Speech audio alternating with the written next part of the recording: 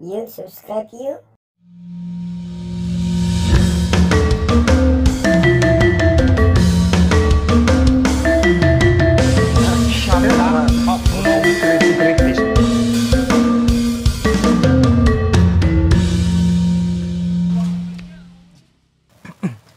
Oke, kita sambung ke permasalahan generasi itu tadi. Tapi sebelumnya saya pengen balik dulu ke atau evaluasi tadi ya, yang evaluasi di dunia pendidikan. Itu dapat konsep itu dari mana sih? Dapat pola pikir seperti itu dari mana sih? Saya dapat pola pikirnya begini. Ya sederhana mungkin, saya balik begini. Apapun prosesnya, ujung-ujungnya itu hasil gitu. Ketika kita lihat pertandingan, contoh ya, pertandingan sepak bola sejelek apapun, tim kita main sejelek apapun, tapi kalau menang, oke lah, yang penting menang. Gitu. Oh, maksudnya kita berpatokan pada hasil ya. Hasil. Tentu prosesnya tetap berharga kan. Proses tetap berharga. Maksudnya bukan saya mengindahkan atau menjadi cuek ke prosesnya, tidak. Tapi ketika kita berpatokan kepada tujuan akhir, semoga prosesnya pun akan mengikuti ke sana. Karena menurut saya ketika kita berpacuan harus menjadi manusia yang utuh. Nah, manusia utuh itu seperti apa sih? Berarti secara konsep dia kuat, secara teori dia bisa. Betul. Secara psikologis juga dia mampu menguasai gitu. Berarti kan itu banyak hal yang dinilai ketika kita berpacu kepada hasil akhir gitu. Oke. Contoh, kalau saya sendiri kayak begini ya, kita pingin foto di satu pemandangan. Pastikan yang kita pikirin ini hasilnya gimana ya. Ketika itu kita capture, itu kita akan mendapatkan hasil yang kita bayangkan. Karena kita berpatokan kepada hasil akhir. Dari situ konsepnya saya bilang, mau kurikulumnya diganti setiap tahun pun, kalau evaluasinya sudah ajak, ya selesai gitu. Evaluasinya ajak gitu. Begini, ketika kalau misalnya nanti bilang, wah harusnya pendidikan itu nggak begini. Saya lihat juga kita tuh terlalu mengikuti Barat. Ya, menurut saya sih. Kalaupun memang semua konsep. Setuju. Walaupun konsep memang semua pemikiran-pemikiran yang bagus memang dari sana. Tidak kita misalnya, kita harus ke timuran.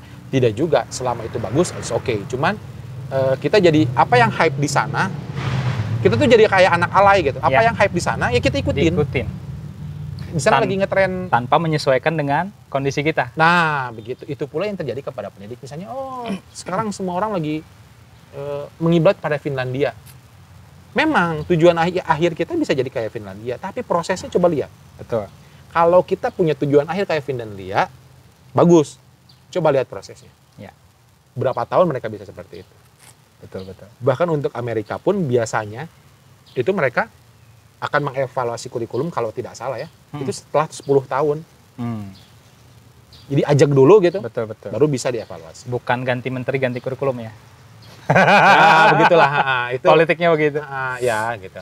Itu membuat. Nah, di tataran perguruan tinggi udah 2 tahun ini ternyata polanya seperti yang itu. Jadi bahasa di PT itu mereka bilangnya dengan luaran. Jadi kalau tadi bahasanya hasil, ini bahasanya luaran.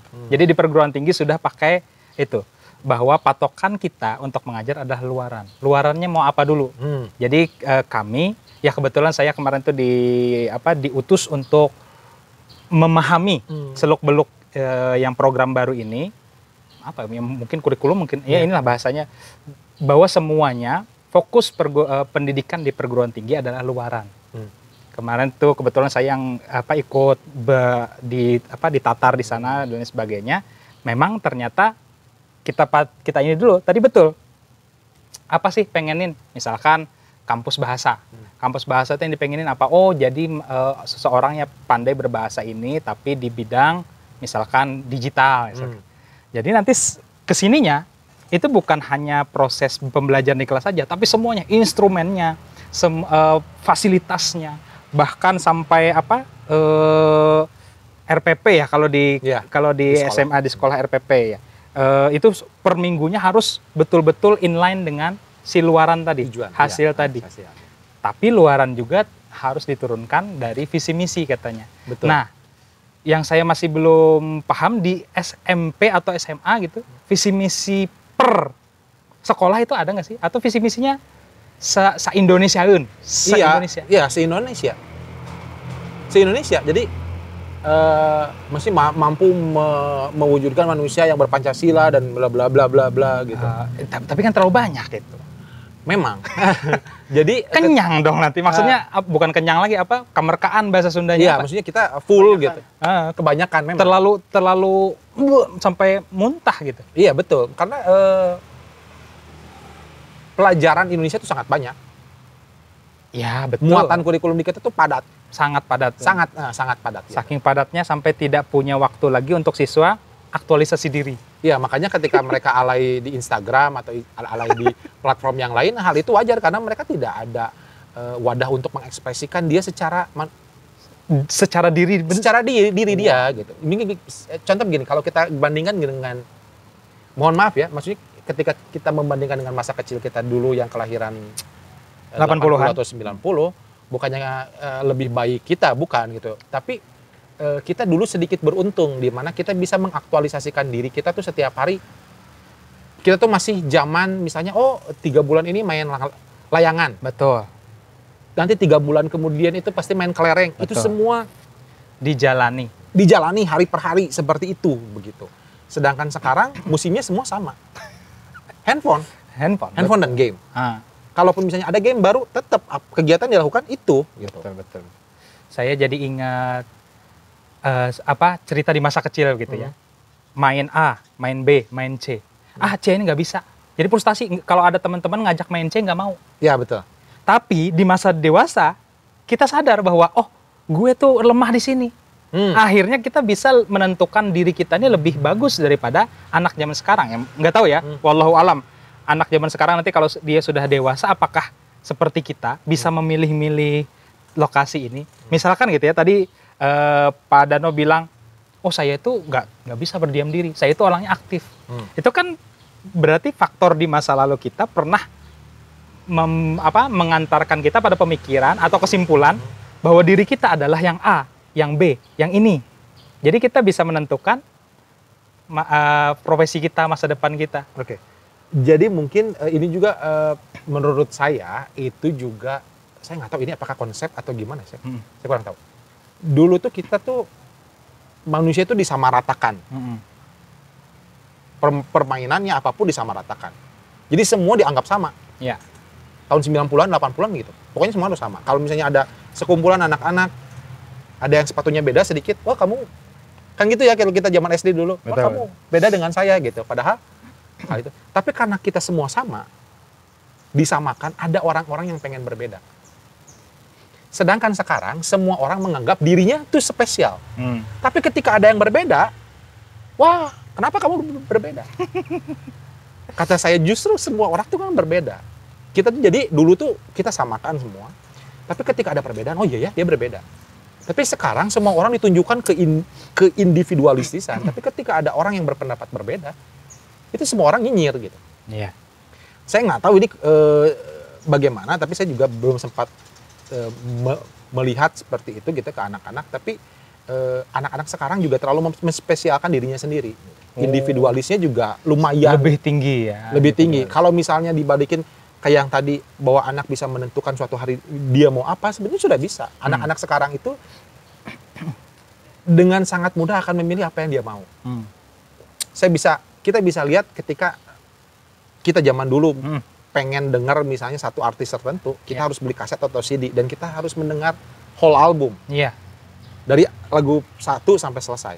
Anak-anak sekarang tidak begitu. Mereka buka satu aplikasi tertentu, pencet lagu itu doang. Akan ada artis familiar dengan lagu familiar dan mereka akan mencok-mencok sesuai dengan apa yang dia mau. Oke. Kalau anak-anak dulu ketika ingin sesuatu, ya kamu lihat dulu keseluruhannya, baru kamu pilih satu. Kalau sekarang pilih satu keseluruhannya, ya kamu mengumpulkan apa yang sama dengan itu. Wow. Jadi ketika mereka berpikir individualis begini, dia akan mengumpulkan individualis yang sama. Tapi ketika ini disamakan, kita saya dulu beli kaset Sepultura misalnya, saya dengar satu album, baru saya menentukan, lagu ini yang enak dalam album ini, gitu. Kalau anak sekarang kan tidak. Ya. langsung ke lagunya. Kadang-kadang anak zaman dulu itu beli satu kaset itulah yang akan jadi hobi dia sampai nanti tua. Betul. Kaset pertama dia. Iya, itu gitu. Lucunya kaset pertama saya Siti Nurhaliza. Jadi sampai sekarang itu Melayuan lah gitu. Melayuan, Melayuan. Okay. Ada darah Melayu deh gitu. Ada, iya. Jadi kalau denger lagu Melayu itu rada terkenang masa muda. Iya. Gitu. Nostalgia gitu ya. Nostalgia. Itu tuh anak zaman dulu banget ya. Ya. Bedanya anak zaman sekarang adalah betul tadi. Mereka sudah bisa menentukan. Lebih banyak pilihannya. Lebih jadi random lah anak. Lebih random. Apakah justru karena random itu maka mereka juga sedikit banyaknya akan kesulitan menentukan warna salah satu ini. Kan Bapak datang ke sini pakai baju itu kan karena Bapak menyukai band-band tertentu kan? Maksudnya? Pasti. Nah. Maksudnya apa yang saya pakai, saya sudah ada konsepnya di dalam kepala biasanya. Artinya apakah lebih kuat yang zaman dulu untuk identitas diri, untuk warna diri daripada anak zaman sekarang? Karena random tadi anak zaman sekarang. Mungkin anak sekarang, mungkin gini, anak-anak, sorry, bukannya mengecilkan arti anak sekarang itu adaptability-nya lebih bagus. Mereka tuh mampu mengadaptasikan. Sekarang mereka bisa jadi anak senja kopi. Besok ketika misalnya dia senang metal, dia bisa berganti jadi metal gitu. Anak sepeda, langsung tiba-tiba menjadi anak Brompton gitu. Misalnya itu bisa switching gitu. Cepat lah mereka. Cepat. Kalau teman-teman saya lihat saya dari dulu sampai sekarang, pakaian saya begini. Betul. Dan hal itu udah jadi trademark gitu. Walaupun saya tidak punya saya harus enggak. Hal itu terjadi naluriah gitu. Walaupun itu disadari akhirnya ketika ada komentar dari orang-orang dekat, kamu tuh pakaiannya begini ya gitu. Oh iya juga ya pikir-pikirnya karena memang hal itu apa yang kita bicarakan adalah hasil dari pendidikan. Oke.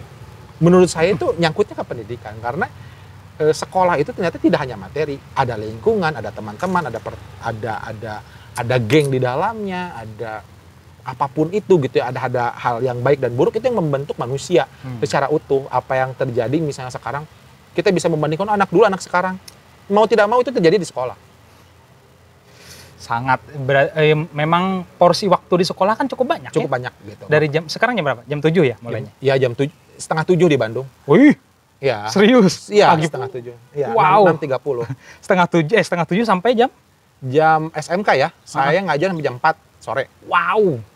Itu tuh waktu mainnya kapan itu anak-anak zaman sekarang tuh? Saat istirahat mereka bawa stick biasanya. Paling main PS sama saya gitu. Itu anak zaman sekarang. Gurunya mainnya kapan dengan keluarga? Makanya sekarang ketika weekend tuh orang pada keluar, mungkin seperti itu. Ya betul, pola hidupnya memang industri ya, industrialis ya. Iya, Senin sampai Jumat ya? Ya. Sampai Jumat, Senin sampai Jumat, beraktivitas sampai sore jam 4, jam 5, lalu capek tidur, weekend, baru berkumpul dengan keluarga. Artinya, ya mohon maaf ya, kalau misalkan terjadi, bahasa anak zaman, bukan anak zaman sekarang, bahasa orang tua zaman sekarang, terjadi perselingkuhan di sekolah itu, karena di tempat kerja gitu. Karena lebih banyak berinteraksi dengan orang di tempat kerja daripada di rumah. Itu intermezzo saja. Nggak usah dijawab. Maksudnya begini, perselingkuhan juga saya lihat seperti ini. Bukan hanya ke pasangan ya, terhadap hobi. Ada orang yang mendedikasikan dirinya kepada mancing. Betul. Seperti teman saya. Iya. Junior Bapak. Betul. Itu mendedikasikan diri kepada mancing. Ya maksudnya, ya pekerjaan, keluarga. Tapi dia lupa istri. Menurut saya itu juga sudah pengalihan dari apa yang hidup dia gitu. Tapi hal itu juga bukan hal yang jelek gitu ya. Karena saya juga mendedikasikan gitu. Ada part dari hidup saya juga yang saya dari dulu sampai sekarang saya masih main game. Betul. Yang sama gitu dari dulu sampai sekarang gitu. Hobi ya itu. Gitu. Oke, seru banget nih obrolan kita. Kita lanjutkan ke sesi selanjutnya.